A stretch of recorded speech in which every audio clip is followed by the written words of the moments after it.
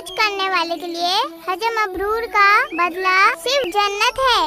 کیا آپ جانتے ہیں حاجی اللہ کے مہمان ہوتے ہیں، ان کی ہر دعا قبول ہوتی ہے۔ اگر حاجی اللہ سے مغفرت طلب کرے تو وہ ان کی مغفرت فرما دیتے ہیں۔ کیا آپ جانتے ہیں جو اللہ کی رضا کے لیے حج کرتا ہے اس کے سارے گناہ معاف ہو جاتے ہیں۔